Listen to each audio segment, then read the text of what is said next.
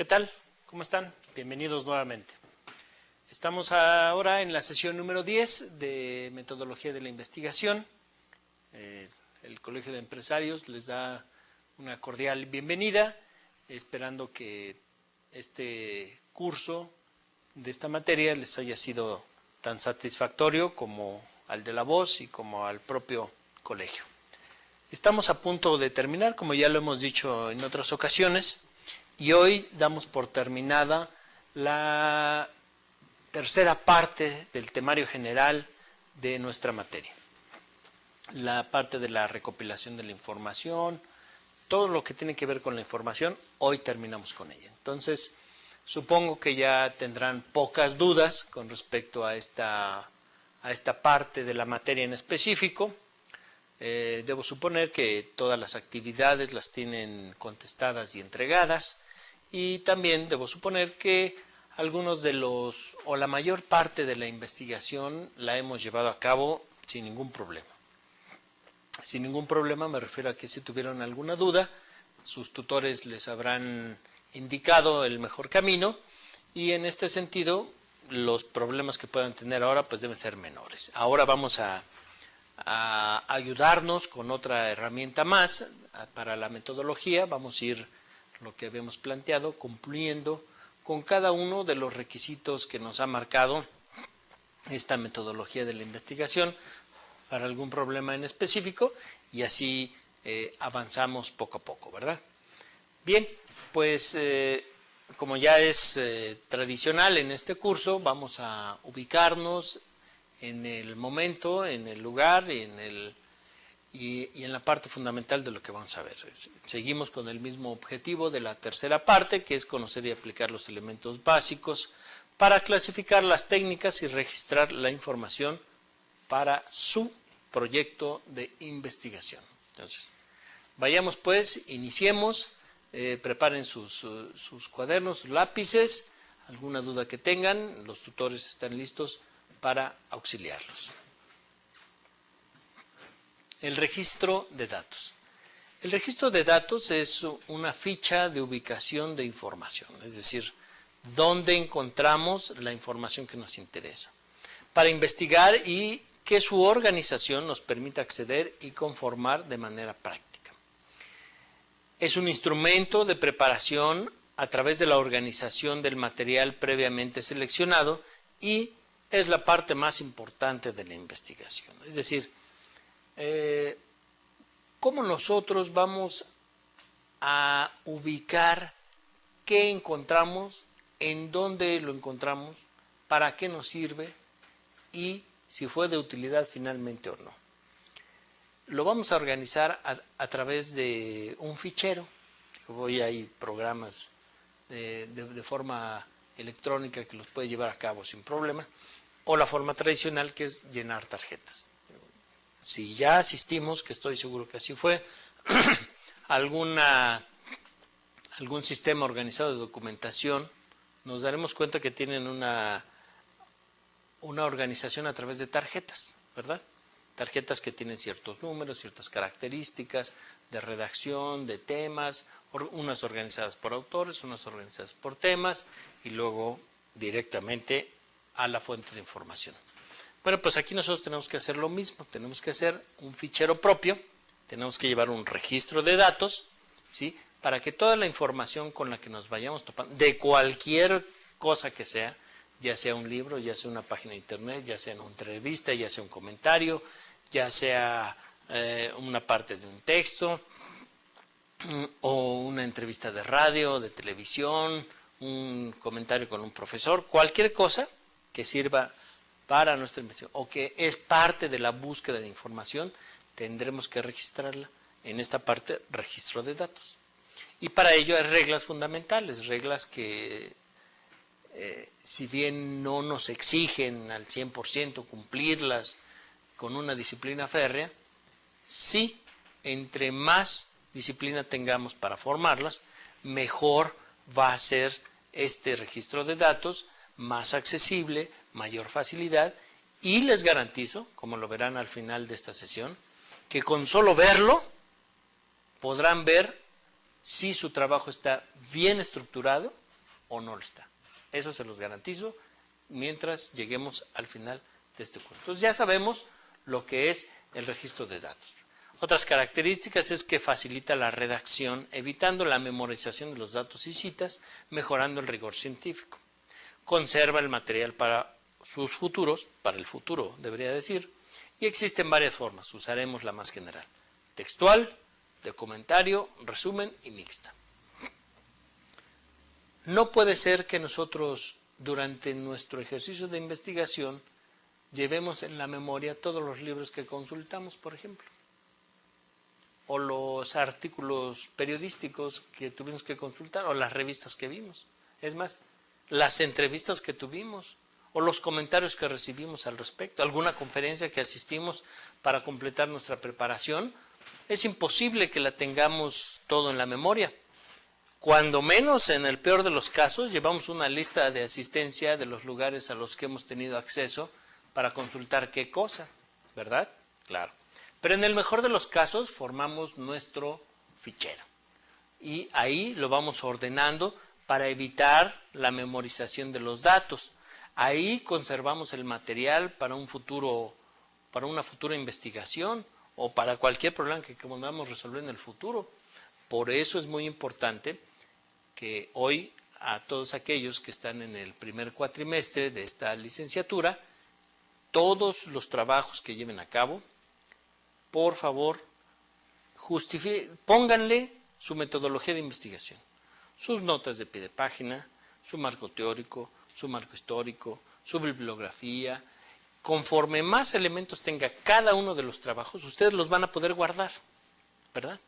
Y en el futuro, cuando necesiten la justificación metodológica de las entrevistas, pues van a acudir a los apuntes y a la investigación que hicieron en esta materia y ya van a tener resuelto ese problema. Si necesitan la recopilación teórica de una tendencia económica del finales del siglo XX, en su materia de teoría económica ya la habrán hecho y ya tienen resuelto ese problema, no lo tienen que hacer otra vez. ¿Por qué? Y si le falta alguna justificación metodológica, pues en ese momento se llevará a cabo. Entonces, el fichero no solo se conforma de pequeñas tarjetitas, sino de trabajos, de memorándums, de cualquier documento que nosotros tengamos. Comprémonos una caja grande y desde el primer trabajo irlo guardando en el futuro. Y si no nos sirve, pues es más fácil destruirlo en el futuro cuando sea, que hoy guardarlo para poder usarlo en el futuro. Para esto, pues existen formas, ¿no? No es nada más tener una caja en la esquina de nuestra oficina y tirar papeles y en el momento que se llene poner otra. No. Hay formas que nosotros vamos a analizar aquí específicamente para las fichas y que ustedes podrán ir construyendo y que les va a dar una facilidad hasta para la investigación de ciertos productos, ¿verdad? Bueno. Una ficha tiene varios datos.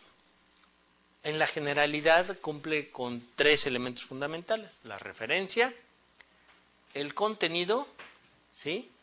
La referencia, el encabezado y el contenido. Son las partes fundamentales. Hay fichas, habrá acervos, habrá instituciones que sean mucho más específicas en la cantidad de información que tiene una ficha que otras. Pero eso no menoscaba los contenidos mínimos que les digo: referencia, encabezado y contenido. Por ejemplo, en referencia, la fecha de registro. ¿Cuándo nosotros tuvimos acceso a esa información? ¿En qué momento lo vimos? Hay quienes hasta por hora y minuto, como en el caso de Internet, las citas de pie de página de los lugares de Internet deben ir seguidas de la fecha. Y en casos que así lo requieren, o quien si así se ha formado como disciplina, hasta la hora en la que lo consultó, porque al segundo siguiente, como saben, puede desaparecer esa información, pero dejamos nosotros huella de a qué horas y en dónde los tuvimos. La referencia de la fuente de información. Esta referencia pues es el modo de organizar nuestra información, ya sea por aquella famosa escala decimal que hablamos, ¿recuerdan? ¿Sí? O por el sistema de la biblioteca de los Estados Unidos en Washington, o aquella, varias, hay varias, ¿no? Entonces, la referencia de la fuente de información es el modo en el que estamos organizando. Al centro y hacia arriba encontramos palabra clave. Algunas fichas así lo tienen, puede ser economía, metodología, administración, o puede ser entrevista, o cualquier tema, y así nosotros vamos poniendo esa palabra clave para visualizar inmediatamente sobre qué está hablando y sea la consulta lo más rápido posible. El encabezado. Y aquí el encabezado depende mucho de la especificidad que nosotros vamos a construir en una ficha. Tenemos el tema de investigación, ¿sí? Que puede ser el título de nuestra investigación. Puede ser el subtema de investigación, que puede ser el nombre de un capítulo. O tenemos el subtema de investigación, que puede ser una parte esencial de un capítulo, ¿sí? Es ahí como nosotros, si la información que tenemos ya la tenemos dirigida específicamente, bueno, pues adelante, ¿no? Tenemos tema, subtema y subtema, o simplemente tema, porque por el momento no sabemos bien dónde vamos a dirigir la información. Si tuviéramos unos casilleros y nosotros estuviéramos lanzando cartas, ¿sí? Para diversos códigos postales, así igual, tenemos tema, ahí va todo tema, tenemos subtemas, subtemas, y así lo va. La parte fundamental, que es el contenido, que es la parte importante del tema que nosotros estamos visando, del libro, de lo que sea que nosotros queramos formar una ficha, esta es la parte fundamental. Ahí ya veremos más adelante lo que es una ficha textual, de comentarios, de resumen, pero esencialmente quedémonos ahorita que si fuera una ficha textual, todo lo que estamos anotando debe ir entrecomillado. Y al final, el número de páginas, de tal a tal página. Si es un comentario, que nosotros estamos haciendo un comentario a un texto, o si alguien hizo un comentario a un texto, entonces estas partes que le llamamos comentarios deben ir entre corchetes, ¿sí? Toda esa información entre los corchetes. Pero si es de resumen, entonces el texto se describe sin ninguna marca. Es textual, se resumió tal parte, tal página, y ya vamos construyendo nuestras fichas, y estas fichas, bueno, pues con el paso del tiempo tendremos un número tal, ¿sí? Que nos darán vastedad para la investigación de un tema en específico, ¿verdad? Entonces, vamos avanzando poco a poco. El encabezado. En el encabezado, como ya lo mencionamos, tenemos la palabra clave, tenemos el tema, tenemos el subtema y tenemos el subtema, ¿no? Ahí vamos, en esta imagen que pusimos aquí, pues vamos construyendo nuestra obra, ¿no? Vamos haciéndola un poquito más funcional. En la referencia, pues es la ubicación bibliográfica, repitiendo un poco lo que contiene cada una de las fichas, si no lograron anotar alguna duda. Y en el contenido, la estructura de la ficha, que obedece a varios tipos. La textual. La textual coincide plenamente con lo que se está consultando, con la ficha, ¿no? Se ha vertido y lo dicho por la fuente de información, es decir, aquí lo que nosotros leemos, lo que nosotros oímos, lo que nosotros leemos, o cómo lo grabamos, o cómo está siempre hay una fuente testimonial del acto, bueno, pues eso tal cual, así se pone. Bueno, pues a lo mejor tenemos un fichero, no de fichas, sino de videos, ¿no? Y en el video ponemos qué es lo que pasó y etcétera, como nuestra ficha bibliográfica. En la ficha textual es el respeto irrestricto a lo dicho, no alterar el significado a la intención. Es decir, si nosotros, en el caso anterior hablamos de lo escrito, ¿no? Si nosotros estamos leyendo esto, tal cual lo vamos a poner. Hay formas de decir qué está pasando, ya lo veremos más adelante. Y si es un dicho, pues tenemos que respetar exactamente como se dijo, con lo que tenga ahí sí, con cualquier cosa que tenga, a pesar de que nosotros sepamos que está en error o lo que sea, pero fundamentalmente debemos cuidar esa parte de reproducir fielmente qué es lo que estamos recibiendo. Si proviene de un material escrito, entonces fundamentemos. Debe obedecer Siendo un texto íntegro, debe ir comillas dobles, lo que veíamos en la fichita anterior, ¿verdad? Siendo cita de otro autor en un mismo texto, comillas francesas. Es decir, nosotros en nuestro texto de matemáticas, el autor de ese texto inserta una opinión sobre una ecuación y esa opinión anotada es la que nos interesa. Bueno, pues ponemos el texto y si vemos que está entrecomillado de forma francesa, con estos signos de más menos, ¿sí? Entonces es ahí donde nosotros debemos reconocer y le estamos diciendo a todo el mundo, esta parte ni es mía, ni es del autor, y es una opinión que se virtió en el propio texto que estamos citando. No sé si me entiendas, seguramente no. Entonces, vamos a terminar de ver esto y retomamos un poco.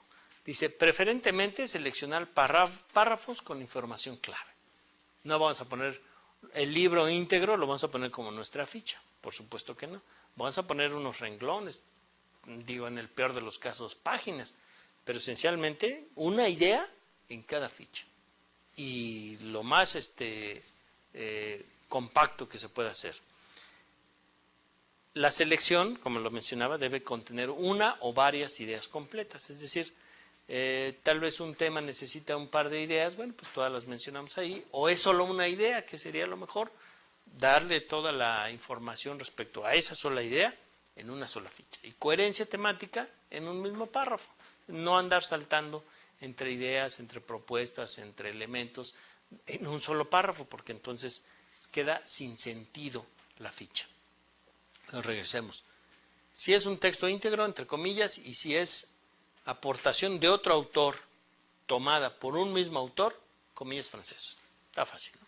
Ahí no hay mayor problema. Y así, cuando nosotros veamos un texto, nos vamos a dar cuenta si es un texto original del autor o si lo está tomando de otro autor o si está simplemente reflejando los comentarios que alguien le hizo respecto a algo, ¿verdad? Entonces, ahí ya sabemos, uno, el grado de originalidad, que es lo menos, es importante, pero es lo menos importante, porque en realidad lo que nos interesa es saber qué es del autor y qué no es del autor, porque entonces podemos acudir, o deberíamos acudir, nos están diciendo las comillas, ir a otros autores que son los productores de las ideas fundamentales, ¿verdad?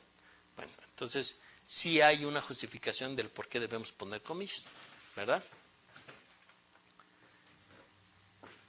En el resumen, resumir no significa perder el contexto original. Digo, si después de que un capítulo de un libro lo hemos resumido y resulta ser que es una cosa totalmente diferente, debemos tener mucho cuidado, porque entonces estamos tergiversando la información y vamos a ponderar nuestra investigación y van a ser fichas inservibles, que va a ser un error que vamos a repetir siempre, ¿sí? Entonces, si utilizamos la misma ficha en las investigaciones que usemos, ¿sí? Van a ser investigaciones que van a tener el mismo error metodológico, el mismo error teórico, el mismo error académico. Entonces, más vale hacer hoy las cosas bien, eficiente, en el momento, aunque nos lleve un poquito más de tiempo, porque en el futuro ese tiempo que estamos invirtiendo nos va a representar un ahorro sustancial de investigación para nuestro problema. Dice, entre más comentario, más ficha mixta. Es decir, la ficha textual, conforme va insertando comentarios propios o de otro autor citados por el mismo autor, ¿sí? Se va convirtiendo en una ficha mixta. Entonces, nosotros inicialmente inauguramos una ficha textual y hay que hacer un comentario y de repente ya es una ficha mixta.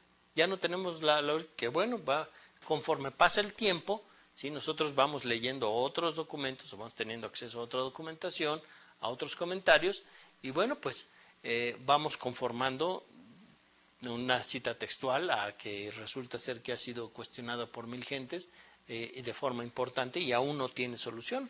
Es un ejemplo.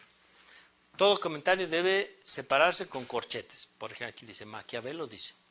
En cualquier parte de nuestro trabajo o cualquier investigación que nosotros veamos, si viene esa, sería pertinente que en nuestra investigación, si encontramos una idea contraria o crítica al trabajo que estamos realizando, sería muy conveniente que se insertara quien dice lo que puede ser contrario a lo que creemos, ¿sí?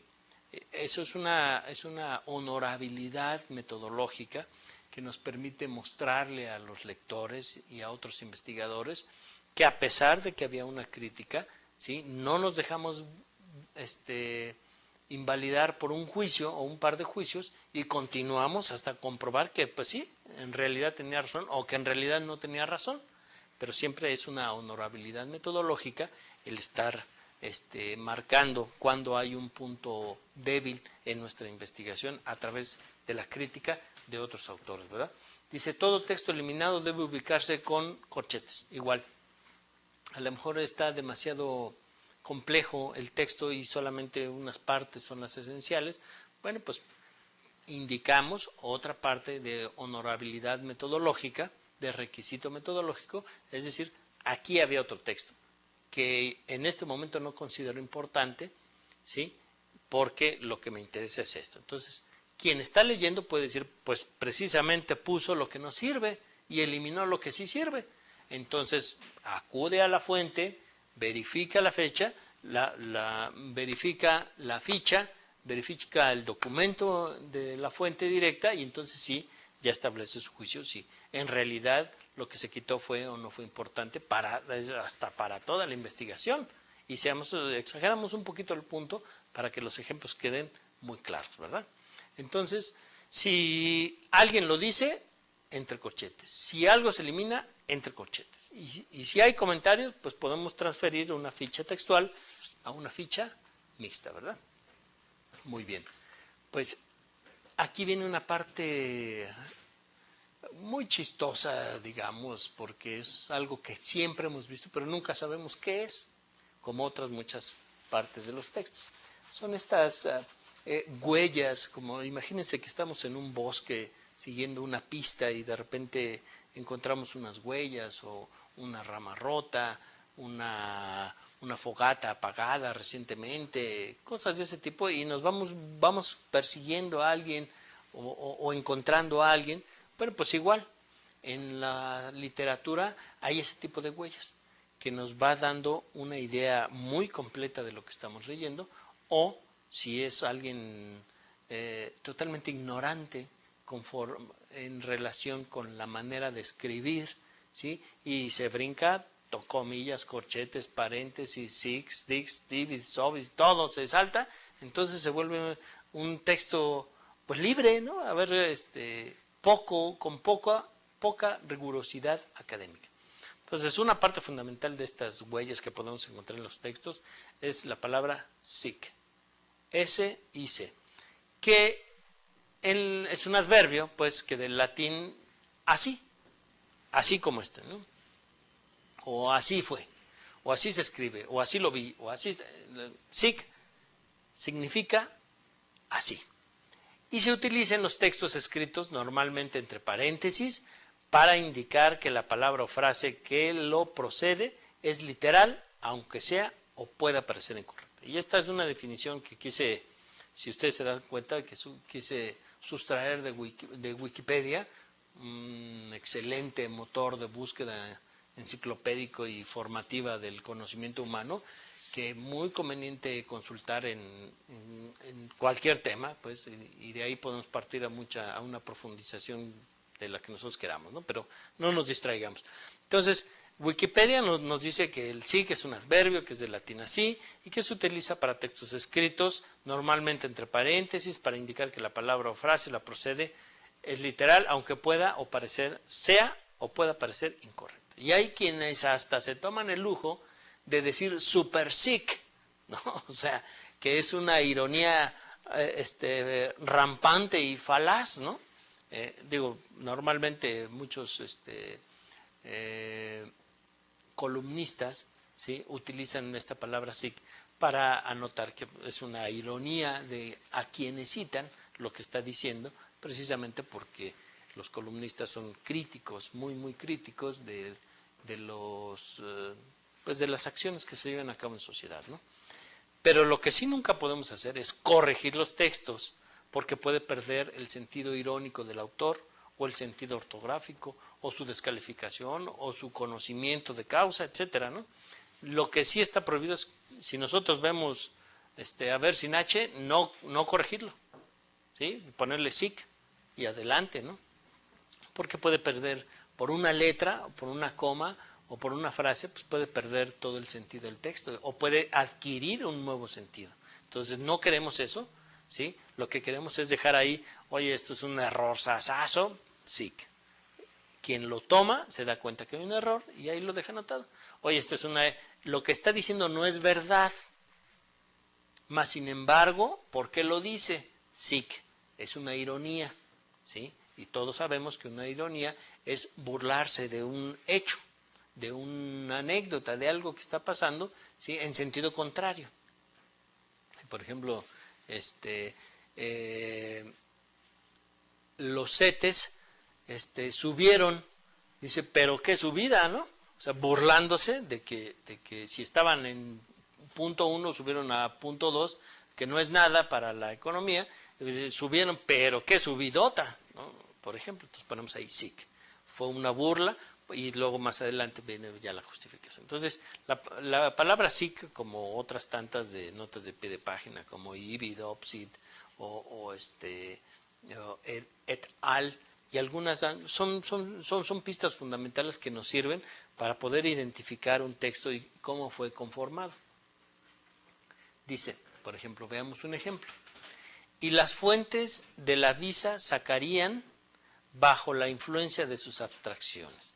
SIC, porque sacan, puede decir, y las fuentes de la visa sacan o secan bajo la influencia de sus abstracciones. Es decir, aquí hay un error no ortográfico, no es un error, más bien es parece ser que está mal ortográficamente, pero muchas veces las reglas ortográficas pues no se siguen al 100% cuando se está tratando de transmitir una idea. Entonces aquí habrá que ponerle SIC en ese sentido, ¿no? Y como ese ejemplo, pues podemos tener muchísimos. Las características. Señala un uso gramatical poco frecuente. Más bien es a lo que me refería, con que es un error ortográfico en el presente, pero es un uso gramatical poco frecuente. Le podemos poner SIC. Una palabra escrita de manera diferente a la usada en la actualidad, como a pesar que en otros países se lleva a cabo, en México está en desuso la palabra vosotros, por ejemplo, o vos, o habéis, ¿sí? Que fueron usos gramaticales, fueron usos en tiempos anteriores y que hoy están en total desuso. Si se encuentran en un texto, si nuestro texto es lo suficientemente antiguo como para que veamos todo este tipo de, le llamamos español antiguo, si me permiten, pues ponerle esta parte de SIC, porque ahí dice, se está usando palabras que en la actualidad están en total desuso, ¿no? Una palabra usada en sentido irónico, lo que ya señalábamos, cuando alguien está haciendo burla de una parte en específico, y regresamos hacia atrás, cuando alguien está usando palabras que hoy ya no usamos, regresamos hacia atrás, cuando es un uso gramatical poco frecuente, pero respetado, bueno, pues entonces la palabra SIC nos va a ayudar mucho a interpretar el texto que estamos viendo, ¿verdad?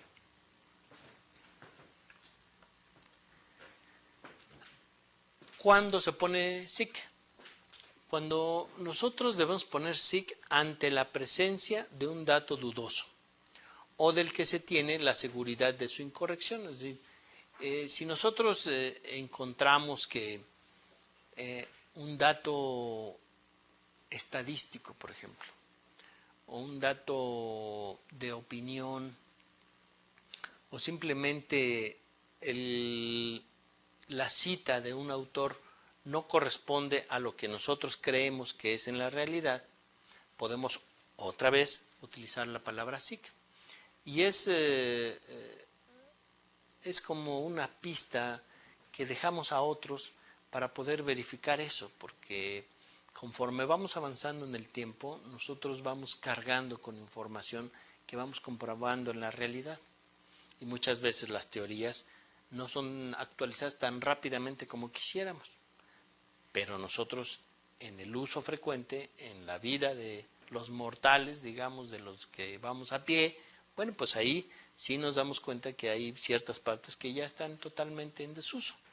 Y ahí es donde otra vez dejamos una pista de lo que ocurrió para que futuras lecturas nuestras o de extraños, ¿sí?, sepan que aquí hay una huella que debemos considerar en cuanto a la validez de la información que en ese momento teníamos, de las teorías que existían en ese momento que estábamos, pero que de algún modo considerábamos que ya había un cuestionamiento referente.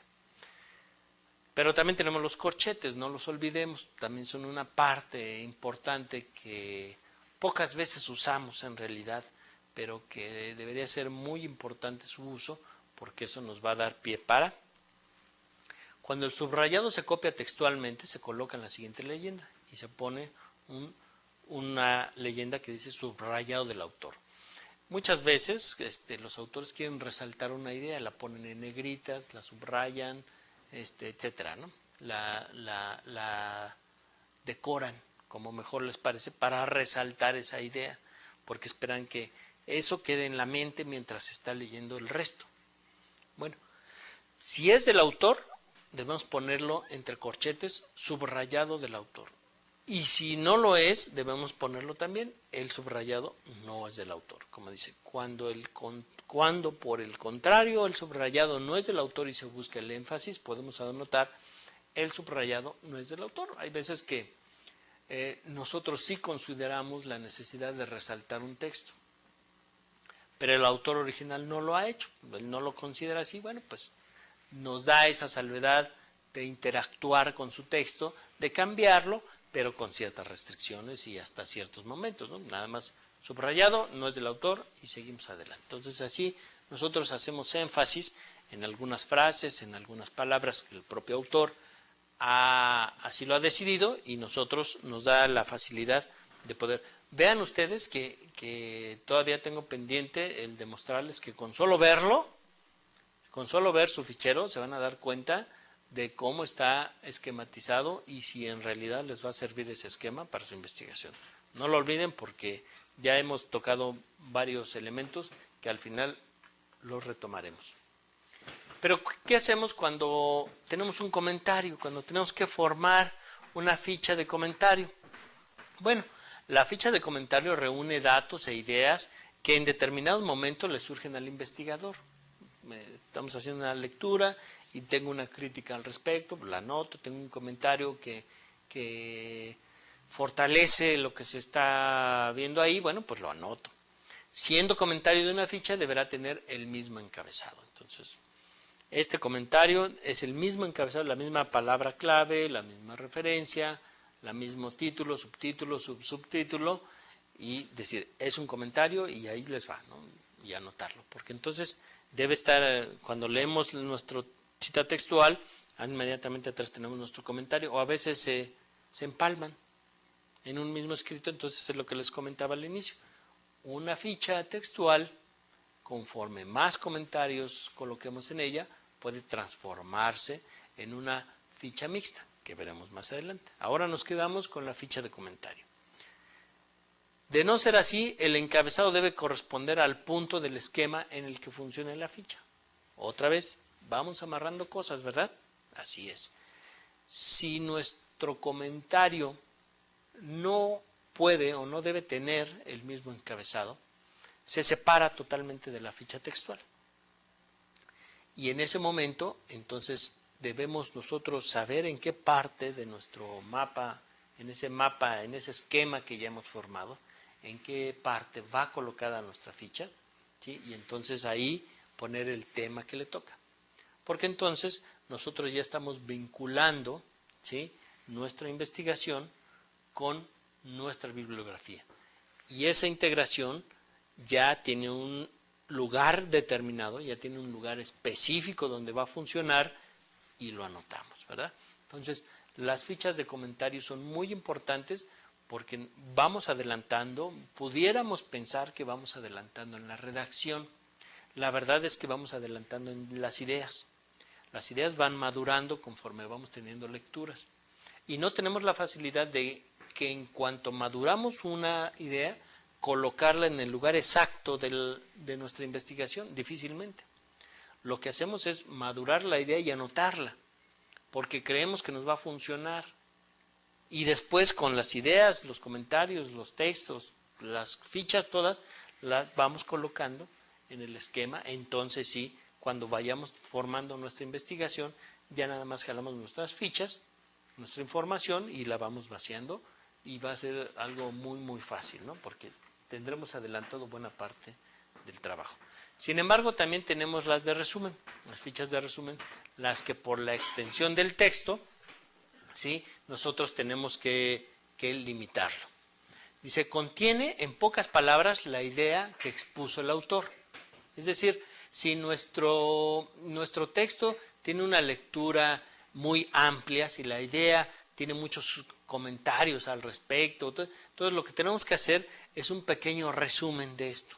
Es decir, de 10 páginas, por eso yo les comentaba que una ficha difícilmente la podemos, sería irónico, válgame la expresión, que como ficha textual tuviéramos un libro, porque el libro entero tiene alguna información. No, o sacamos textos específicos, o un capítulo lo resumimos, y entonces es lo que llamamos la ficha de resumen. No debe alterar en sentido alguno el texto, es obvio que el resumen debe representar esencialmente la idea del capítulo o del texto que nosotros estamos resumiendo. ¿Cuándo se hace? Lo que marcábamos hace un momento. Cuando el autor ha adornado demasiado el texto, cuando hay demasía de datos complementarios, o cuando el desarrollo de una idea se extiende por varias páginas, ¿verdad? Lo que comentábamos hace un momento. Entonces, así vamos avanzando con nuestras citas con nuestras fichas de resumen. Ya vimos las fichas de comentario, ya vimos las fichas de texto, ahora veremos nuestras fichas mixtas, lo que ya habíamos mencionado a través de la sesión, pero que ahora específicamente la ponemos aquí. Dice, contiene criterios del investigador en relación con los datos que va obteniendo conforme los selecciona. Si nosotros seleccionamos un texto y encontramos que podemos hacer un comentario, lo plasmamos en la ficha. Entonces ya se convierte en una ficha mixta porque tiene texto y tiene comentarios propios. Sumados a las fichas de comentarios, se adelantan juicios que sustentarán la tesis personal, lo que les mencionaba hace un momento. Nosotros, conforme vamos construyendo nuestras fichas, vamos madurando nuestras ideas, vamos desarrollando los puntos de vista nuevos que serán tratados en nuestra investigación, iremos solucionando otros o iremos abriendo nuevos frentes de investigación. Eso depende mucho de la maduración de nuestras ideas. Y bueno, pues las fichas nos ayudan mucho a eso, nos ayudan mucho a que de la crítica de una teoría la plasmemos y a otro asunto, porque cuando conformemos el trabajo, entonces sí reuniremos poco a poco toda esta información. Da coherencia a una cita textual que depende de un párrafo anterior muy grande. Volvemos a lo mismo, ¿no? Nuestra cita textual es demasiado amplia y bueno, pues necesitamos conectar una parte con otra, una parte más grande con una más pequeña con una más grande.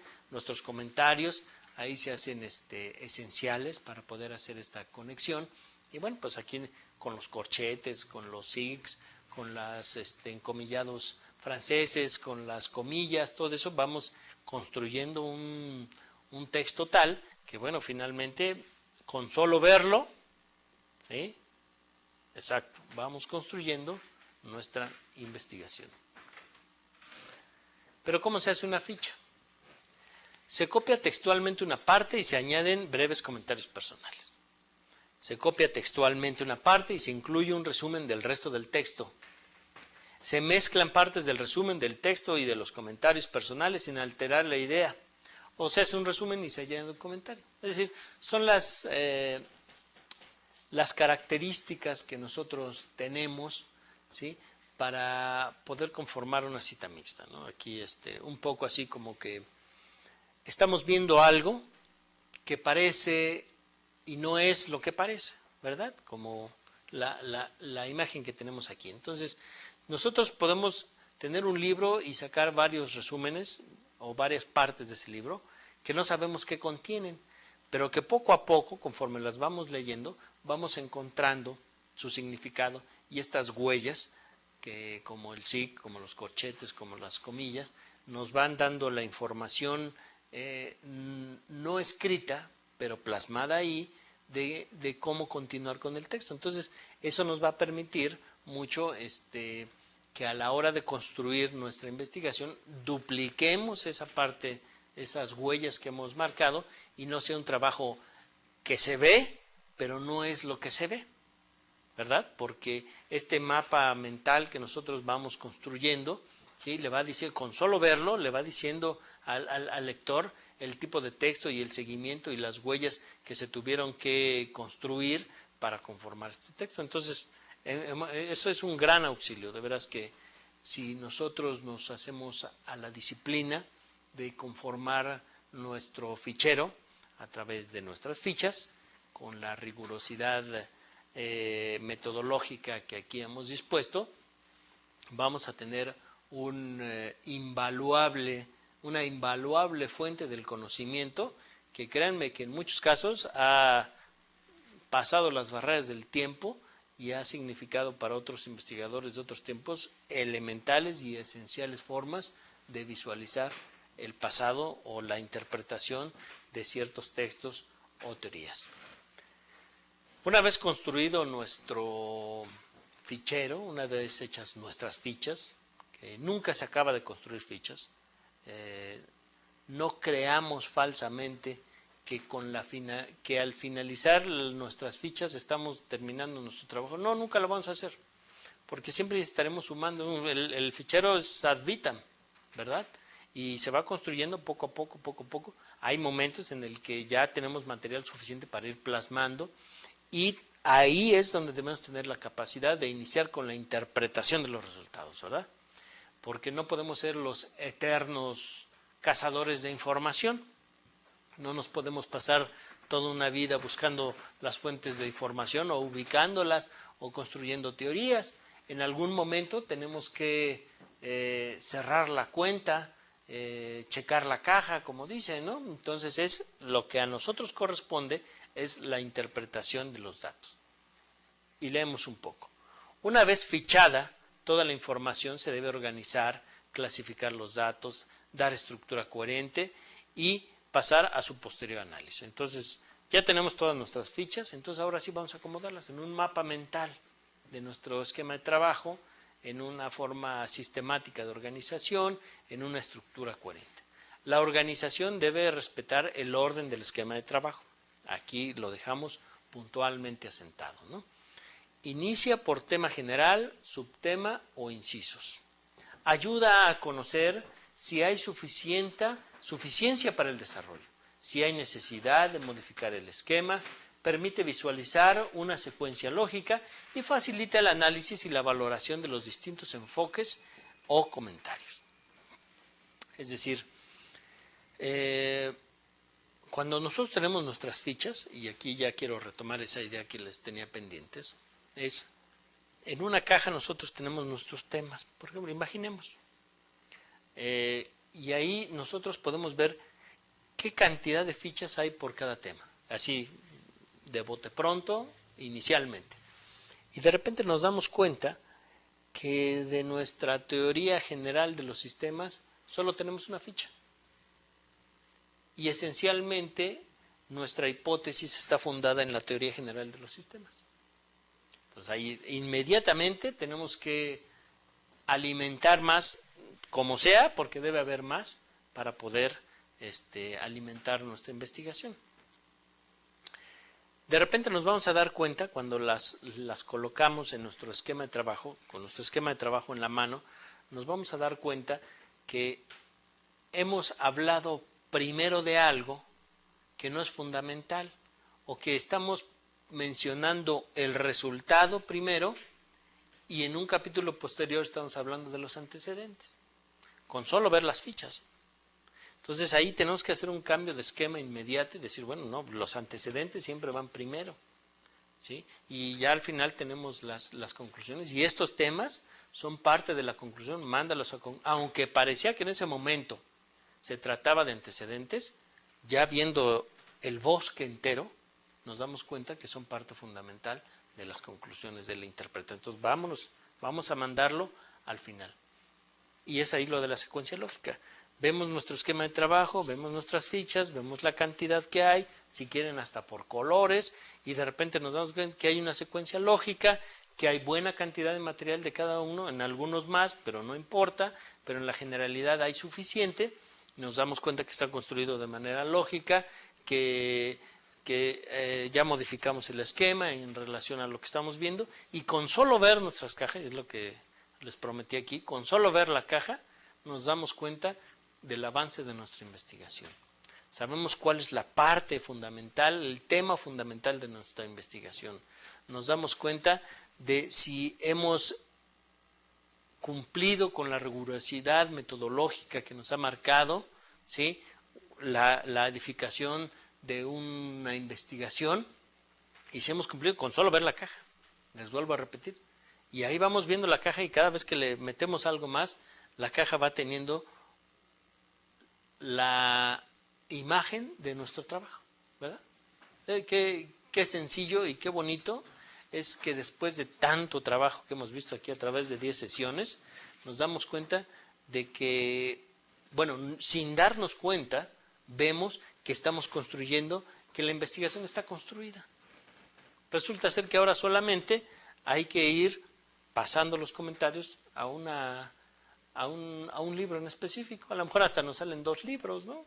Digo, valdrá la pena mucho, y hacer investigaciones testimoniales de lo que estamos haciendo, y así vamos fortaleciendo las ideas de la venta de un producto, por ejemplo, que en el futuro se va a ver evolucionado, y que no necesitamos hacer mucha investigación porque ya está ahí en nuestra caja, ¿sí? Ya sabemos la gente en qué sentido piensa, dado el resumen, y que nuestra investigación, nuestro trabajo escrito no es más que el resumen de toda la información que requerimos. Aquí en las licenciaturas es fundamental tener la capacidad de investigación, de redacción, por supuesto, ¿no?, para que se entienda, pero es más importante la capacidad de investigación. Otras recomendaciones ya para cerrar esta parte, y aquí ponemos estas imágenes, un poquito de efectos ópticos para que nos quedemos con esa idea de que muchas veces lo que vemos no es lo que parece, ¿sí? Y nosotros tenemos el poder de cambiar eso, no simplemente quedarnos en un ejercicio pictográfico de quien lo vea, que lo interpreta como pueda. No, como investigadores tenemos la obligación de la interpretación de los datos, de la información, de la creación de nuevos objetos del conocimiento a través de la formación que nosotros tenemos y aplicamos a nuestra investigación. Importante es organizar un fichero general o temático con separadores rotulados, por colores si ustedes gustan, ¿verdad? Y nos vamos a dar una idea rápida. Siempre pensar en el uso futuro, rápido y preciso para otras investigaciones. ¿Por qué no? La constancia de la investigación está en la capacidad de organizar la información. Así es. Entonces, nosotros tendremos tantos temas de investigación finalizados, que no iniciados, finalizados en relación a la cantidad de información que nosotros vayamos colectando. Por eso muchas veces alguien les habrá dicho, hay que leer el periódico, hay que leer las revistas. Si estás en tal rubro económico, consíguete la revista que hable sobre eso. Si estás en cierta cámara empresarial, consíguete la revista de ahí. Y toda la información que se va virtiendo, cualquier posición económica, cualquier indicador, actitud, opinión que tú encuentres, sácala y haz tu ficha y guárdala, porque te va a servir en el futuro. Y vas a tener práctica, no vas a tener que empezar de cero, ¿no? Entonces, aquí ya nosotros construimos nuestra interpretación de los resultados, ya terminamos con la parte tercera, ya como equipo logramos entender esta gran parte del temario que es la información, ya sabemos dónde está, cómo está, ubicarla, organizarla, interpretarla, construirla, un gran parte de conocimiento que logramos cerrar aquí. Por eso me he permitido mandarles una actividad, la actividad número 10, la que espero que resuelvan a la brevedad. No es más que un repaso de esta última sesión. Yo espero que tengan apuntes de la primera, la segunda y la tercera parte. En la siguiente sesión, que ya son las finales, veremos la cuarta parte. Terminaremos ya nuestra materia. Espero que haya sido tan satisfactorio como lo ha sido para mí. Y tenemos pendiente la actividad de apoyo, no lo olviden, la revisión del proyecto de investigación. Ahora vamos a dedicarnos al esquema de trabajo, ¿verdad? Que es el punto que vimos anteriormente. Con toda la información que tenemos vamos a poder realizarlo. Entonces no olviden su actividad de apoyo, no olviden la actividad número 10 y prepárense para el examen final. Ya vendrá un poquito más adelante y bueno, pues que tengan un excelente día y que lo disfruten tanto como el Colegio de Empresarios y lo mío en lo personal así ha sido. Muchas gracias y hasta después.